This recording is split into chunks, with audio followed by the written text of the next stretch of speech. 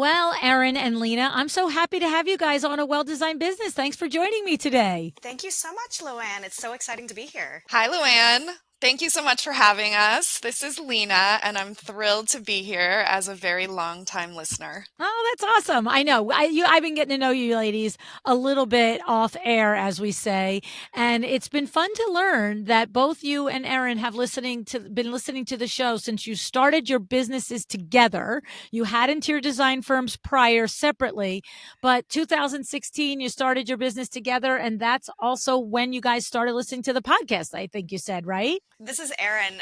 Exactly. We're the OG listeners. We had a background in interior design. We did the old school route.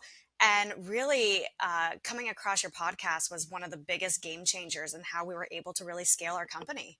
I mean, the thing is, look, I know that somebody can grow a company by listening to the podcast, but the doing part of it is different. If you were, and we're going to talk about how you scaled from 0 to 3 million, and now you guys are headed to 5 million. So, like, literally, I could spend an hour and a half on just that topic because that's just so exciting to me. Such an incredible accomplishment to hit multiple millions and to continue to grow. But before we get to that, take me back to that beginning of that partnership and the two of you listening to the show. And like you said, like going from old school business methods to new ideas, a new approach to running your business. What were some of the key things? Do any like stand out to you in hindsight, what they were for either of you or both of you? Well, I remember, and this is Lina, I remember Erin and I were driving in the car one day, and she was like, I found this great podcast by Luann. And we started listening, and we're like, this is fabulous. And I remember a couple of your first episodes, you had Bria Hamill and you had Mhm. Monica Wilcox, Oh, and yeah. we were so inspired by those episodes, and they really guided us, and we really followed a lot of those instructions, so to speak, and actually did that work that those designers shared. So we are so thankful for that, and so thankful that other designers have paved the way Mm. for people like us who were just getting started. Can And you remember what it was? Was there and you might not remember a specific nugget, but can you remember a specific nugget or aha that Monica or Bria that was impressed upon you that you were like, whoa, that's the thing right there? Anything come to mind? absolutely. Lots of great nuggets. I remember from the Bria Hamill episode when she talked about how she wrote down all of her processes from start to finish, from client intake all the way to closeout. And we realized, well, we should be doing that too. We should document all our processes so we know exactly what should happen. And as we scale and grow and get bigger, the other employees know exactly what should happen, almost like a roadmap. And that was something that really set off a light bulb, I think, for both of us in terms of the importance of having concrete business practices. And another great episode was with Monica Wilcox. And I recall that she just had such authority in the way that she spoke. And she talked about how she sort of put forth that authority with her clients. And it inspired us to be more confident in the way that we project and the way that we work with clients and assert our professionalism. I think people have a certain image in their mind when they think about an interior decorator. Well, guess Mm. what? We're not decorators. We went to school, we're trained, we are designers. We're doing almost the same sort of work that architects are doing. So to me, hearing Monica just speak with such authority and how she handles her clients and how she manages expectations with her clients was was a game changer. That's interesting. I love because it's like seeing the possibility of it, right? Yes, And you're both sitting there going, we have experience in this. We have education in this. All we have to do is tweak that the way we talk about ourselves to other people, it almost sounds like. And also, like what I always say, having the chops of when you do define the process, it makes it a whole lot easier to stand on authority that this is the way this show's going to run, right? absolutely. Okay. How about you, Erin? Any early ideas or nuggets that stand out from any particular shows? I know I'm calling you out both on the spot. You weren't prepared for this. We didn't talk about this. So don't feel compelled to answer it. But I just always find it interesting, the things that land on people. Like what are like those episodes are 5 and 6 years ago and they're like fresh in your mind, right? Exactly. I feel like we would always gear towards the different episodes that had to do with certain issues and like where we are in our business. So when we were trying to put together different systems and processes, you had a lot of different resources that we could go and listen into and get little tidbits. And, even learning about the different programs that were out there, Mm, everything with interior design, it can be really rudimentary. There was not at that point a lot of options out there to really expand your business and to really gain efficiencies. So we did listen to a lot of episodes about building systems and processes, also like how other companies scaled. Even just understanding, the goals and having performance reviews and how you want to grow your team. Like there's just so much information out there that yeah. was really helpful for us to, expand within the first few years. Yeah, that's awesome. I'm so glad that it was a big part of helping you guys get some clarity on how to do what you wanted to do, which was scale your business. And ladies, scaling to 5 million is no joke. So let's talk about that. So now you're fast forward, you're 8 years in, you have scaled successfully to multiple millions here. And there is another, duo of Lina and Erin listening that are just starting their business. And of course, there is an entire library of 1,000 episodes to go back and listen to the things that you've listened to. But what's your information on this? Like, what in your mind have been the steps of scaling that like first this and second that, or I don't even care if it's first or second, just like these were critical in our hindsight now having scaled? What were the differentiators that helped you do it? What thoughts come to mind there? So it's actually really interesting, having had a interior design background, going through the different studio projects and learning the different practices and principles of design. They don't really teach you in school the business side. They might have a little bit about licensing, but they don't really hone in on how to grow a business. So, oddly enough, I did have a woman reach out to me last night who I did go to interior design school with, and she recently started her business and wanted to know any advice because she saw that we were just on TV. And one of the first things that came to my mind is you need to decide what you want to do and what kind of design style you want. What do you want to focus on to be happy? And then figure out what you need to do in order to get to that point. So if you want to be a residential designer, you want to just have a project or two on the side and that's where you're going to be happy, great. If you want to scale a business and have 100 employees, that's going to be a completely different projection and how you grow your company. So that was my first little tidbit for her, because what Lina and I really wanted is we wanted projects that really inspired us. We wanted clients that appreciated. We wanted a level of professionalism. And then we had to put together all the pieces of how we could portray that and give the client the end result that they were after. All right, let me push you back a little bit. Okay. Only because you are seasoned, so you can take it. Okay. I don't get a lot of this chance. Okay. So I hear you, Erin, and I know you're going to have the follow up to it. But and I love the advice. It's what's your why, right? What do you want? What do you want your life to look like? So this woman calls you last night after seeing you on George to the Rescue, which of course we'll link in the show notes so everybody can see the episode that you guys were on. But I love that. What do you want? What do you want your life to look like? What do you want your firm to look like? But when you say, for Lina and I, we wanted to have projects that we liked, we wanted to have clients that we liked, and I couldn't write the third one down. You were talking too fast. But the thing is, that's not specific enough. I know it's not. It's not when I say it back to you, is it? Right? like because the thing is, I can want projects that I like, clients that I like, and whatever the third thing you said is, and stay a solopreneur. Correct. Right? Exactly. And stay in my thing. So the thing is, I get it as the first stop. You can't skip projects you like, clients that you like. Tell me what the third one was, for crying out loud. I keep saying the third thing. Do you remember what it was? Do you remember, Lina?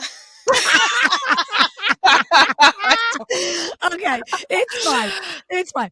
But we get it. We get it. I mean, look, we get it. I'm glad that you're longtime listeners because we're all having a laugh with each other and everybody else right now. It's totally fine. The thing is, what I'm saying is that has to be clear, but that's not a condition for scaling. That's a condition for being in business. Mhm. Would Yeah. you agree with that statement, you guys? Yeah. And this is Okay. Lina. Just to follow up on that, I think, what Erin's saying is like we wanted to define our goal before we figured out the process. Great. And I think for us, our goal was, of course, to have good clients and clients who appreciate our work and treat us like professionals. That's what it was. It was have professional standards and quality. Right, exactly. See, it's in there somewhere. But I think what we also wanted was to have a decent work-life balance. We wanted to mentor other women. We wanted to build a firm that felt like a little bit like a family and that we were excited to be with every day. Because let's face it, we're on site together all the time, sometimes in crazy conditions. And we really wanted to build a group of people that are passionate about interior design, that are passionate about client service, and people that we would want to see every day and that we would be proud to mentor and grow with. I love it. That was very, very critical for us. So kind of setting those end goals really helped us define what are the steps we need to get there. And of course, as we said, your podcast was instrumental in getting us there. So I love this. And it's so clear how you guys are the yin and yang, right? That you are finishing each other's sentences, understanding what each other think, because it is so true. All of what you said is the foundation for having a business first, right? Erin, you're like, here's what you have to have a business. And then for you guys, you identified that, to your point, you want work-life balance. Well, you know what? Usually work-life balance is achieved. It's achieved one of two ways. You pull the pipeline back or you grow the team, right? Exactly. It's one or the other, right? Because once you get your marketing in motion, if you're doing it right, it's going to generate leads. And so to have work-life balance also means that we put the brakes on that pipeline and manage it, or we grow it out. But then when you combine work-life balance and then and we wanted to mentor other women. Okay, well, we're not going to put brakes on a pipeline and just manage it between the two of us if one of our shared common goals is, pouring into other people and growing up them in their careers and their professionalism. And then finally creating that environment, that company that felt like a cohesive team with everybody. And so I love these things because you're right. You do have to, and you both had to be on the same page with this. Right? Because one of you could be like, hey, I love it just me and you, Tom and Jerry, let's go out into the sunset. And the other one's like, we want the whole Looney Tunes gang. What are you talking about? Right? Well, I mean, and this is Lina again. I mean, that was a debate when we first started. We certainly Was it? Interesting. You have to talk about these things when you're in a partnership. And it took us a while to take that leap to making our first hire, our first real salaried hire, not just a 1099 contractor. Right. It took us a while to get there because we Yeah. didn't know, are we going to be able to handle this? Is this actually going to extend our reach and our capacity? And of course it did, but you reach a tipping point and it has to be discussed. And I think it's in those moments where you really do some self-examination and you sit there and you talk to your partner and you say, what do you want out of life, not just out of your business? And certainly that happened. I mean, you remember, Erin, we were like, oh, well, we could just do this faster, than training a new employee. No, this is Erin. These are real conversations. Yeah. Because my background was me and a design assistant, and that's really what I knew. I worked at companies that they did have, large teams. They had upholsterers on site, artisans, like everything.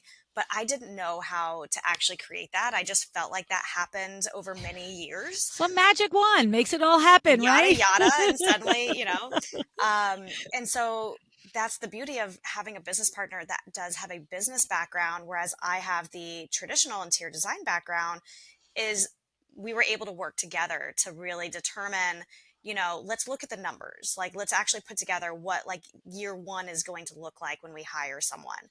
And now we have, full benefits packages. We have Right. 401ks. We have, continuing education for our employees. Like, we're really trying to create something that's special and we're really proud of. Yeah, I mean, to me, like one of my goals is, and Erin's goal too, but to create a company that people want to work at. Mm. That it's not just about attracting talent, it's about attracting goodness and quality and having every day be interesting and fun with the people you work with. I love that sentiment. I love that sentiment because that doesn't happen by accident. And I think many entrepreneurs think it does, that just all of a sudden one day you look around and everybody happy and everybody is liking to be there. But it's a very intentional process, right? To create that environment. Would you agree? A lot of work. This is Erin. Of course, we all want to sit at home in our stretchy pants. It's a Monday through Friday job, but we want to be really respectful with our employees and make sure that they feel like they're being heard. They feel like they have a lot of say. So when we were hiring our employees, it took a lot of effort for Lina and I to determine who is our first hire going to be, second, third, fourth, eighth. And one of the big factors in how we're scaling our company is Lena and I understand that we're not great at everything, and that's totally fine. We want to make sure that we're honing in on what we can provide to the company and then bring in incredible talent that's able to, to support. provide what they can and support. And they feel very fulfilled. So they've all Mm, been with us for a long time each. They feel like they have growth. They feel like they're heard. They're also sitting down with us to go over our systems and processes and efficiencies. So, and we're like, that sounds great. Like, let's do a beta of that, test it out. Like love it. they're a part of the growth. Love it. Love it. Now, I know that you had mentioned a little off air that when you originally grew the company or started the company, and what I don't know is when did it switch, but there was a period of time that you ran it where Erin, you had your projects, Lina, you had your projects, whether or not there were employees at this point. But I'm curious because a lot of principals do it that way. It's like, the company has a name that's, but, you either maybe whether you both meet with a potential client and you just look at each other's respective pipelines and also personality fit, or you just your turn, my turn, your turn, my turn. But you no longer do it that way. So talk to me about maybe why you don't do it that way any longer. And did it work and it just was a change again in your end goals? Or did you find that it got to a point where it had an expiration date on it being effective? Like what was the reason for the switch and the process of doing it? So when we initially started, say we end up having 10 projects, each of us basically would be the principal designer for 5 projects. And we would kind of debate based on if it was location, a style. We would kind of try to evenly divide. But then as our company grew and we started hiring more project managers to work with us, it got a little challenging because no matter what, with any systems and processes, we're going to choose to do things a little bit different, which is totally fine. But we did feel like in order to have the growth to go from the scale that we were at last year and then going forward, Lina's background of business and going and network and schmoozing and bringing in the new leads is really what's going to help us to kind of hurdle over that leap that I cannot do on my own. I'm very much a hide behind the fiddle leaf in the corner, and Lina is so good at going out there and talking. So we did feel like that was an important factor in getting our company to that next level. So when you were doing it where you were attracting projects and divvying them up, the rainmaking was probably done in tandem. It was both of you going to events, both of you doing things. But as you grew, it sounded like Erin, you're like, look, you're the one who does this anyway. So why don't Oh we yeah. just push you out there to do this? Yeah, absolutely. I mean, this has been a recent change. I would say like before it wasn't necessarily like your pipeline, my pipeline. It was all as a firm together. Like if you hire Mhm. Curated Nest, you're hiring the firm, not Erin or Lina. But of course, we did divvy up projects based on style and location. organization and workload and all that. But ultimately, we still collaborated on all projects. Okay. I Interesting, would right? review Erin's concepts and final presentations before, and vice versa. We're always giving each other input. We're obviously always going to trade shows and staying up on the latest trends and who are the newest vendors and the latest collections. We love that. We love it. I mean, interior design, it's so tactile. It's so delicious. And we love to sink our teeth into that. So even though I'm in this role now, I'm still very deep in the weeds and involved on the design. And, as you grow, specialization is important. Yes. So my role now is really to help our company get to that next level. So I didn't properly set that up. Currently now you are listed as business development, director of business development, whatever the actual title is. And Erin is listed as creative director. Correct. Correct. Yes. Okay. So now, so what happens? Like, I don't imagine there's any point, Erin, that you don't look at Lina and say, "What do you think of this sofa? What do you think of this Oh, rug?" all Right? the Like, time. All the right, time. right. So she's We still your counterpart with that, right? 100%. And the same thing that goes for marketing or for, new leads. Like we're definitely both input on all aspects. And I think that's one of the biggest factors that we're trying to educate our clients on is when you hire Curated Nest, you're not hiring Erin Coren. You're not hiring Lina Galvão. You're hiring Curated Nest. So you're going to get the specialization of our team. We have an operations manager. We have a procurement manager. We have project managers, senior designer, studio coordinator. We have everyone that you are going to be working with. The difference is now I'm more high level as far as the design goes. There's specific check-ins that I have, but we're really allowing our team to specialize in the area that they are strong at. I think one of the great things is now that we've had some of our key project managers on board for a while, it's sort of a melding of the minds as far as design goes. So they're at the point now, they'll produce a draft design and we're just kind of blessing it and providing, revisions, updates, recommendations, but they are so incredible and independent, and they've really captured the Curated Nest vision and brand. So we feel that we're building a team that can really deliver on the brand and the point of view, so that we don't have to be as involved in every little detail. So there's a huge, huge element of trust and continuous training that comes with that. So building a team who can execute the designs is what I'm hearing. That really, it can do it with oversight. Like you're not turning it over, but they're pulling the big train on the design now, it sounds like. So the question in that is twofold. Number one, you just said in there, Lina, with lots of training, continual training. So did you guys, like, is there a period of time that your current designers that have this role of kind of leading the division on the jobs now, did they work with you X weeks, months, years under you? Or is it possible, having scaled to this level, do you think you could take a person in and get them up to speed on your aesthetic and the way you do things in a relatively short period of time? Or do you feel like, no, they got to be with me for a long time? They really need to know how to finish my sentences too, from a design perspective. So this is Erin. So I think the big thing to kind of hone in on is while we are hiring designers, it's not like we are hiring independent contractors that we're outsourcing the design for by any means. Right. I always have the first walkthrough with a client. I have the first Pinterest review to put together the style direction, the first concept design. They're doing drafts. They're helping to assist, but what they're really focusing the most on is project execution.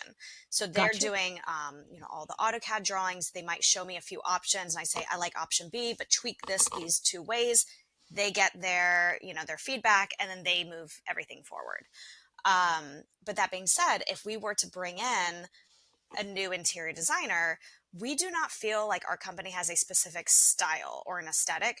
What we really want to hone in on is we have a certain philosophy that really sets us apart. And that's the idea of livable luxury. having a very functional home for family living was really important to Lina and myself. And so that's the big thing that we want to make sure we're taking the time to train our employees to understand the importance of that. So that branded message, the ins and outs, they're asking the correct questions to clients so they know how to pick the right materials for them. But we're not trying at this point in our company to have a specific look that they have to be onboarded. It's more, are they going to understand our philosophy in order to bring everything forward? Well, and to that point, right? Like if it's either somebody currently working on your design team or a new one coming in, your livable luxury, had read your website. You're all about like literally making it so that people can raise kids and animals, right? We're not talking about it really looks pretty and kind of works well. It's like, no. Like you can vacuum everything. I love the sentence you used off there with I have to look at my notes. There was something about storage, like decorative storage. Like, what's that word you used? Concealed storage. Concealed storage. Yeah. Yeah. And it's so funny because what's so funny isn't like, I guess all storage is not concealed, right? I was like, well, isn't that implied? But that's the point. It's like the living room, actually 4 and a 6-year-old can play here by day, but at night I can have grown adults here and we don't really know that the littles were here all day, right? That's that concealed Exactly. storage that looks beautiful, right? Exactly. And there was the whole message that really went out to, design stores and retail where it's like performance fabric. Well, what does performance really mean? Is it cleanable, concealable? Is it durable? They don't Right. understand. They're just hearing performance. And Right. does that make me feel comfortable? And the same thing goes for, concealed storage, making sure that it's safe for kids. It doesn't have to be a playroom storage bin. Right. It can be a beautiful credenza that inside has space for cubbies or for drawers where all their toys can go. But when the doors are closed, it looks like a beautiful space. So Right. it's really the philosophy and how we're selecting. It's not that we're creating something that no one can create. It's we created a branded niche and we are basically educating our clients about that. Yeah, and it's about providing the structure and the pieces of furniture, the materials that the client can live with, and also kind of nudge them in the right direction. So if you give them a beautiful credenza that has concealed storage, they're more likely to use it. Right. If you give them a beverage center where you put all the juice boxes, the kids are more likely to go and get their juice boxes themselves. Mm-hmm. So it's kind of setting the client up for success and educating them throughout the whole extent of the project and kind of explaining to them why we're making these decisions and how they'll serve them well in the future. And the way this pertains to scaling the company is that it becomes very important that when you mention consistent training and conversation with your team, that this isn't just a tagline. This is how you design. And if they are bringing you options and continue to design options that do not meet these criteria, then they're not going to be successful at your company, right? Correct. And that is the interesting thing, that to go back, Erin, to your first conversation to the colleague was, what is your why? Like, what are you doing? Right? What do you want to do? Who do you want to show up as? What's the point of your company? Where does it fit in the world of design? And, I love that because one of the critical part of scaling is having the right people in the right seats doing the right roles, but they have to understand, like I'm like, I don't know, a broken wheel on this, the mission and the vision and the core values of your company, because otherwise you don't look around at all the humans at your business and everybody's happy, right? Because if they're at odds with each other and somebody is consistently wanting to put, I don't know, fluffy fur pillows around, and you're just like, I'm sorry, that is breeding ground for gummy bears. Like, we cannot have those here. Like, I have 4, 6, and 8-year-old grandchildren, and I'm I'm like, totally stealing that line, Luann. literally, I came downstairs 2 days ago, and there's the 4-year-old like hiding his gummy bears in my fur pillow, and I'm like, buddy, what are you doing there, buddy? And he's like, look, I don't know Mom. how I They're got like, there. they're like, no, he's like, look, it's like bears, like it's like little animals in the jungle. This is like I mean, had to applaud his creativity, but I'm like, dude, like stop it. He's storing them for later, obviously. And I just like laughed at myself because I thought, would I have found them like if I didn't know? Like, would I be like finding a gummy in 3 weeks? Like, It might be. right.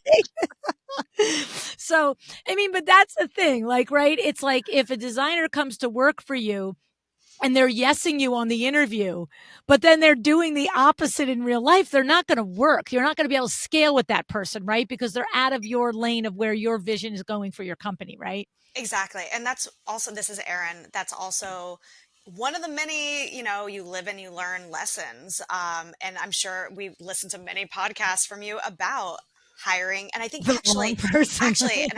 there was one that you had, and I remember this stuck with us, and I listened to it so many times. And it was about the proper interview process and the proper onboarding process. I Yep. used to think, oh, we'll have someone just come in, they'll be hired, they're going to sit and kind of observe, and that was it. I didn't understand the ins and the outs of the importance of setting up an employee for success. Yes. That I remember I listened to probably 3 times. It was fabulous. Yeah. I have to tell you, that was one of my learning lessons as well. I mean, and I think what it is, to the point of this conversation about what are some of the factors for success and scaling, right? It's when you are 3, 4 people. Look, are you in a much better position if you have a proper onboarding process, assuming you've got the proper interview process? But, I can remember from experience when we're 3 or 4 of us and I'm hiring one person, basically that person's just coming with me doing all the things. And Completely different. It's completely different. And it was the big aha that once we got to, multiple layers of employees, it's like, no, like I can remember making the mistake, probably 3 or 4 employees in a row over a 3 or 4 year period where I would start them out the first day. And like by the end of day 2, I'm like, my brain is fried from teaching you stuff. I'm done. Like I figured it out. You figure it out. Totally. Answer the phone, tell them, that like, you'll get an answer. Like I like literally between my crazy brain, not having a process on it and not understanding it. But as I started to interview my cousin, Eileen Hahn, and Chad James also had a good process for that. And Jessica Harling has had good episodes on the hiring and onboarding process. And I was just like, and I remember the first time I committed to doing it the way that it was supposed to be done. I was like, oh, see, that's why they talk about this, because it works. And I remember now, this is Erin again. I remember it was actually about WindowWorks. It was how you guys actually scaled and hired your employees. And I remember one of the big takeaways was you're not going to be able to jump in on a first day and start learning the processes and the little tidbits. You need to start big, and then you have to work your way in of the why. Yes, And it was that was telling. Yeah. And so that was now, probably Jessica Harling is my guess. I'll look for that episode. Fabulous. And I still remember it was, and that's what we do now is we explain the overall of our entire, like from the start to finish of a process of a project. And then we start breaking up into the little details. I remember that was the biggest game changer for us. Yeah. One of the things in that episode that was the aha for me, and at that point I was probably in business 38 years, like, let's be serious, like talk about slow learner. Okay. Was that if I remember the first week of her process is that the new hire spends a day with every role in your company. Yes. So, right? That was the Jessica episode. Yes. So if I'm hiring an admin, like I never had an admin spend a day with a salesperson. I never had an admin spend a day with an installer. I never had an admin spend a day with me doing my stuff. Right. And that was what you just said. Like, let's let this person understand the big picture of how all the people intersect and how their jobs connect, right? And then the following week, it's like, then you add this. And I'm curious if you had the same aha that I had in that, which was to allow the new hire multiple times throughout the 6-week onboarding process of time alone, to just be in your office, maybe with some reading material. In your case, you could say, here, go on Cravat.com, go in and out, figure out how you would source shears and textiles and, sofas, right? Like just to play with the tools of your trade. And I remember thinking, and I remember I said to Jessica, like, I would be like, if anybody, like, I would think I'm like, I don't know, putting them like in timeout. Like, here, you're going to sit here by yourself for an hour and read this magazine on window treatments. Like, and she was like, Luann, some people need the time to disengage from all the stimulus. I'm like, oh, okay, I guess. You're like, that's foreign to me.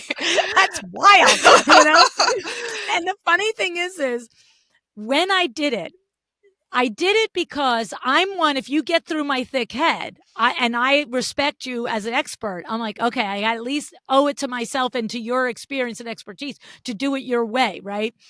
And I remember when I did it, this is going back 4 or 5 years ago, and it was like probably the second time in about 8 business days that I was training 2 salespeople at the same time, where I sat them down with a Window Fashion Vision magazine book and the other one with, the Hunter Douglas website to just putz around with. And after the second session of timeout was done, I came up and I got them and I was like, okay, we're going to do this. And before I transitioned to the next thing, I said to them, so how do you like that time? To kind of regroup and just like look. And the looks on both, they were like, oh my God, it's so great. I really love it. And I was like, all right, wackadoodles, but okay, let's keep doing it. So Lina, my takeaway is I need a timeout after the final presentation. Yeah. I just got my aha moment. Right. Because you feel overwhelmed and overstimulated when you give a presentation. Absolutely. I feel like when you're jumping around between projects, yes, because we typically, like for every project manager, they have 4 to 5 projects happening simultaneously. And so you're getting reports from all of them on all the things. All of them. And we have 4 project managers and senior designers. So my head is on all of them. You're done. Yeah. And there are times when you're just like, I finished this. I need just like a mental break. Yes. To just kind of let it just kind of sit and then come back. And the next day I'm totally refreshed. I think that's very important. And as Lina said, to just even the mental health, making sure that your priorities are not just in work, but also in personal life. Yeah. And I think it goes back to the, I think it was Eileen Hahn's episode where she talked about how she was giving an example about a company that wasn't doing it right, basically. Yes, that young guy, right? They lost a good salesperson something like that. And she was like, you want them to be lions, but you've hired lambs. Yeah. And that was her message. And it's like, it starts from the beginning. It starts in the hiring process, because you do want to hire people who are proactive and who are going to want to play with the tools of the trade, as you said, who are curious and passionate and want to continually learn more.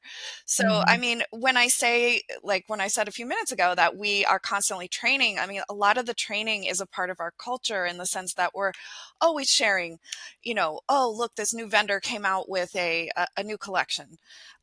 These are my faves. And then the whole team will click on that link and go and take a look and comment back and say, oh, I love this one. Oh, I love that one. Oh, look at this cool new finish that, Hudson Valley's doing with their lights. So, I think the training is integral to the culture, but we're also hiring people who are going to appreciate that and absorb that, and then implement it, and you start modeling the behaviors that you want from your employees. Yes. And it comes from, you both said it, the clarity on who you are, where you want to go, and how you want to deliver it. Like, what are your core values, right? Because when you have really identified, like, a core value for you is training. Clearly, it's clear that we always are wanting to better ourselves, learn more about our trade and about our process and about each other, right? And it's like, when you have that conversation in that interview process, people will reveal themselves. Like, and you can't say, here's our core value. Do you believe in it too? Of course they're going to say yes. right? But you can ask questions about, what's your experience with, constant training? Like, when's the last time you went and took a class or a course on something in design? If they're like humna at you, like, you're like, yeah, okay, so you're giving me lip service that this is important, Yeah. but you don't actually do it, right? Yeah. And I mean, early on, we had a few employees that really did just look at the job as a 9 to 5, and they would, Yeah. clock out at 5, and that was it. But Yeah. now I would say our team, like, we live and breathe design. Like, we get excited about the silliest things. Like, look at this fabric swatch, and we want people who are excited to go to showrooms and High Point and industry events and just continually learn. So I think when we say training, it's more like development, really, career Yes. development. Yes. And I sort of equate that with mentorship. It's kind of like setting up a path for them. And hey, we might lose some employees because they want to go start their own business. Great. Yeah. That's a wonderful It's the thing. cycle of life. Yes. Yeah. It's funny because I'm racking my brain. It might have been one of Tracy Connell's early episodes on the podcast, going back maybe 4 years or so. And if it wasn't Tracy Connell, it might have been Tori Alexander. But I remember one of these ladies saying, because they both run fairly large teams as well, to the point of training, that whether it's once a week or whatever the cadence was, but the team members are individually assigned with showing the rest of the team that new great product from Cravat, or the new technology that, my Doma just added to the thing, or whatever it is. It's like everybody, whatever the cadence is, if it's once a month, it's your turn, whatever it is. But it's part of the team meeting, and there's a 10-minute section where, okay, here's the new thing. And to your point, everybody opens the link, or maybe they put it on the TV in the conference room or whatever. But it is walking the talking, what is that? Walking the talk. I don't know what it is. Walking the walk. It's like you're saying that business development and consistent looking into the trends and the new things is important, but it's also expressing the environment that this is what we do here. We actually do this. And if you're not excited to find the next new thing to tell the team, then probably this is like an area where you're not a fit, right? Because it's Right. really like your face lights up every time you talk about like a piece of fabric. It's like insane. Well, and this is Erin, and that's also the really interesting thing is that, when we're hiring employees and trying to scale, we didn't look to need to hire designers from a traditional interior design background. Actually, a lot of our employees were career changes. They have a lot to bring to the table. One, her background was in PR, public relations. Wow. And she's incredibly organized. She was our second hire, and she basically helped us to create, our initial systems and processes. And then even trying out new programs. Like, I'm a total geek to testing out new programs, like probably way too many. And, we've hired, someone whose background is in fashion, and she just has an incredible natural talent of creating just like incredible art galleries. So Wow. when we're, doing projects together, we'll probably bring her in on completely different projects and help us to put together a gallery. And so we don't try to hold people to one specific talent. It's, try a little bit of everything, but if you love to specialize in this, explain to the team how you do it. Like, foster that growth to everyone, and they get really excited about it. So, Yeah, and what's really interesting and what we've found is that if you hire people who are passionate about interior design, and you get them all together, there's like a special magic that happens, and it's sort of translated to passion for the company, and that's actually been a little bit of our secret sauce in terms of growing and scaling, because as you spoke about the team meetings, our team meetings used to be like 3 hours long, because not only were we talking about our clients and troubleshooting and the basic stuff you talk about in a team meeting, but we were also talking about our systems and processes, and everyone had opinions and thoughts, and we were constantly iterating and making things better, and we really saw tangible results from that, and we were able to optimize some of the programs that are out there to really cater to our internal process. And So you that put the work in and then it ended up paying off. Now the meetings don't exactly. have to be 3 Substantially, hours. Yeah. Yeah. substantially. Yes, now they're Nice. 1 hour, Nice. thankfully. Yeah, that's good. That's good, right?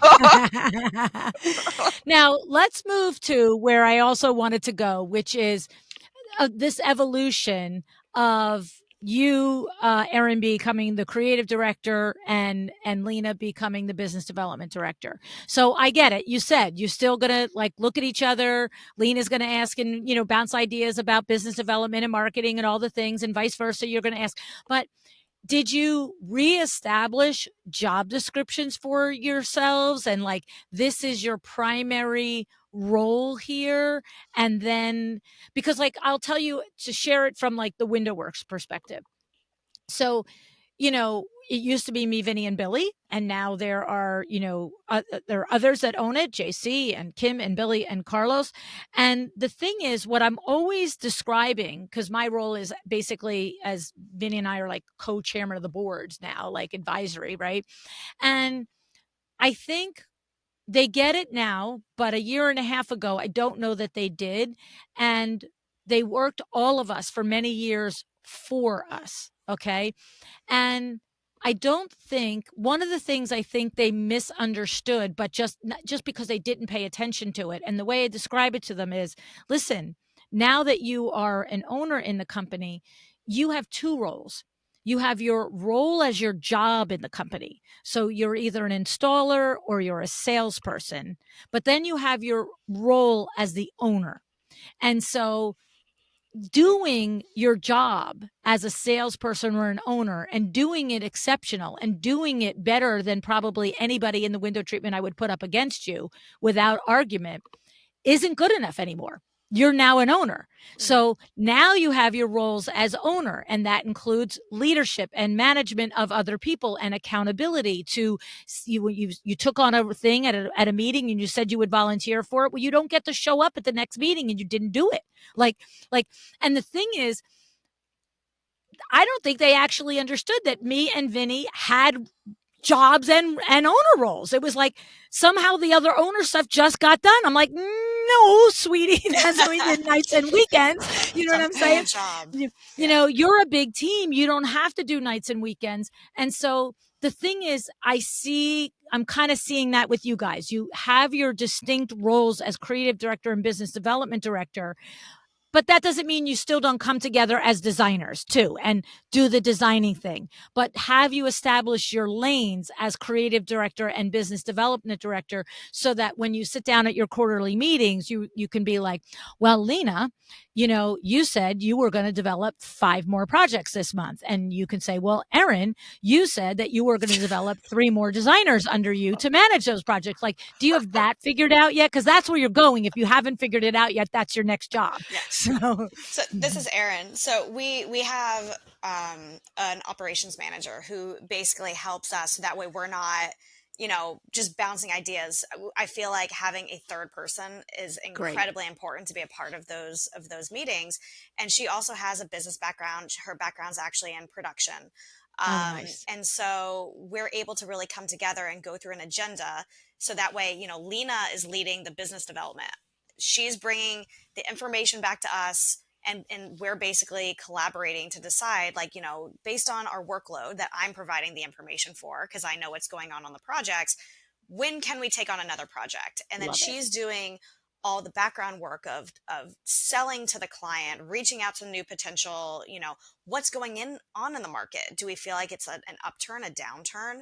So that way we can also project what we want to do in terms of our company. It's too much information at this point where it's just for one person. Right. And so in order for us to scale and get to the next level, it was a full role of someone who needed to come in here and take all of that workload. And same thing for me going into creative direction or being a creative director. I can't be on top of every single project. My brain would absolutely explode. So, what we decided together is that the way we want to scale our company is it makes more sense to hire more project managers, a bigger design team. And then I have my touch points. I'm able Right. to bring the information back to the table between our operations manager and Lina. So everyone has information that they're bringing back together to then determine how we need to proceed. Love Yeah. it. And then Erin I and love it. I are making decisions based on that. I love it. This is, this is great. It's great. I love it because you are literally, progressing in exactly the right direction. You've got the two of you on the same page from a standpoint of business philosophy, design philosophy, home life balance philosophy, all of that. You have your message down so clear that you're attracting the right clients and the right employees, right? And you are acknowledging that there's growth that comes along this, and with growth comes new roles and definition in those roles. And But you're flexibility. maintaining, yeah, but Flexibility. you're maintaining that conversation between the two of you and understanding. That's really what it is. It's understanding that each of you will have accountability for certain areas, but that doesn't mean that there's autonomy. There's, like you said a couple of times in that, Erin, each of you are responsible for bringing information back to the other one because the other one's busy doing their thing. Right. And then together we get up on the same page. We have a little powwow about it, and then we make a decision moving forward. It's outstanding. I mean, you guys are awesome. Yeah, and what I would say to all the interior designers out there who are just getting started is, the beauty of having your own business is that you are your own boss, and there is absolutely no reason why you shouldn't create it the way you want. Yeah. That is part of the huge joy of doing this, and I think both Erin and I are so thankful that we are able to share it, Yeah. I together. love it. And it's hard. It's really hard. You have to put in the work, but you can do it. Yes, exactly, exactly. One last thing I want to touch on, and you said it, Lina, about halfway through, about the good people, that you want to create a company that good people want to work at. Okay. The thing about it is there are a lot of good people out there, aren't there? Yeah. That really have no desire to have their own company, at least for, and the thing is, my guess is that you have 6 or 8 people working for you now. Maybe there's one, maybe there's two that ultimately will spin out and open their own business. But when you have such a strong culture of the way I've heard you describe it, it sounds like to me you're attracting the people who understand I want to be super important in a great company, but I don't really need my name on the door, and I don't need to figure out the taxes, and I don't have to worry if we should buy a building or not buy a building. I want to do the thing I do. And that's like those are very special people in our industry to find them, right? Absolutely. I used to think in the beginning, like years ago, that the ultimate goal is to open your own business. Right. And over time, I learned that that is not for everyone. It is a lot of work. It's very hard. It can be incredibly rewarding and fulfilling. But on the flip side, I can also understand and appreciate the ability to feel fulfilled in what you're doing, but not needing the back end of it. As Yeah. long as they're in a position that they are able to see growth, they're able to be appreciated, they're able to, feel fulfilled. And if they want to focus on, developing their background and getting NCIDQ certified or, NKBA, like we want to help to support that because we understand that they're not going to stay with us, for 20 years. Like, they're not our, how our grandparents were, but we want to Right. make sure that they have the growth, they have the direction, and they feel appreciated.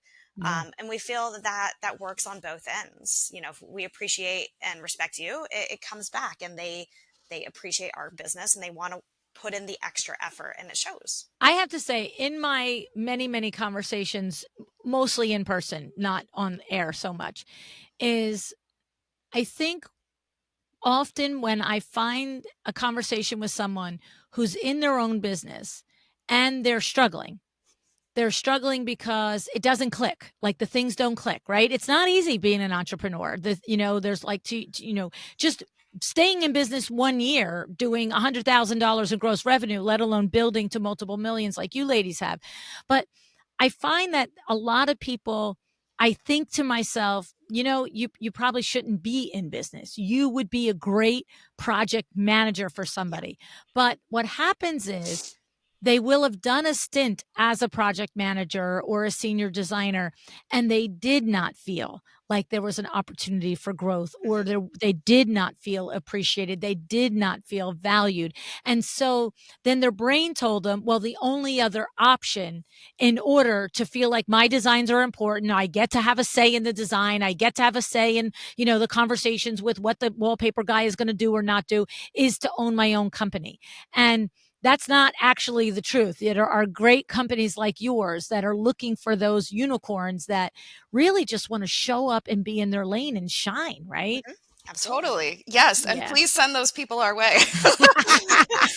We're in Because Greenwich, that next Connecticut. $2 million, we need another body or two, right? Yes. No, but that's absolutely true. And we want to create Yeah. a space where people do feel valued and where their design, comes to life. Yeah, yeah. And the cool thing is that, when Kimberly came to me, 15, 16 years ago, you never thought in a million years she'd be an owner of Window Works, right? Like, the best succession planning is the great sets of eyeballs right behind you that have been working with you, you've been grooming. And 100%. so one day, they might become partners of yours, or you might sell to them, or they might say no, like, I really have no desire to be the owner, get another partner in here. Like, I want to keep being senior. You know what I'm saying? So, very cool. Very cool. Well, you guys are outstanding. I think this was so fun getting to know the both of you and your business. And I just love that, you took the action. You didn't just passively listen to, Monica and Bria and Sandra and all the other people that have shared their lessons with us, that you put them into action and you really then turned it into your own, right? Now, you stand in that seat with experience and expertise, right? No, this has been a big moment for us, starting from the beginning of, listening to your podcast at the begin, and now being on the podcast. Like, it's really exciting to wonder who else is kind of listening in, and to find out, what their growth might end up being. So we hope that we were able to give some little tidbits, and maybe they had an aha moment to help in their path. Yeah. It's funny because I just had a DM in the last couple of days. Somebody came in and said, oh my goodness, I just found your podcast like 5 or 6 months ago. I'm binge listening. I'm learning so much, blah, blah, blah. And I was like, I come in, I'm like, that's awesome. Good for you. Make sure you do the work. Don't just listen, blah, blah, blah. And then she came back and she said, yes, and one day I hope to be on the show and say all the things that I learned. You know what I mean? So You it's never true. know. Yeah. Somebody out there is listening and, with their pen and paper, writing it all down. You know it. That's it. Oh my goodness, ladies. Well, thank you so much for being here and for sharing your advice with the next generation of designers to come up. Thanks tons. Thank you so much. It's been an honor. Thank you so much, Luann. We really appreciate you.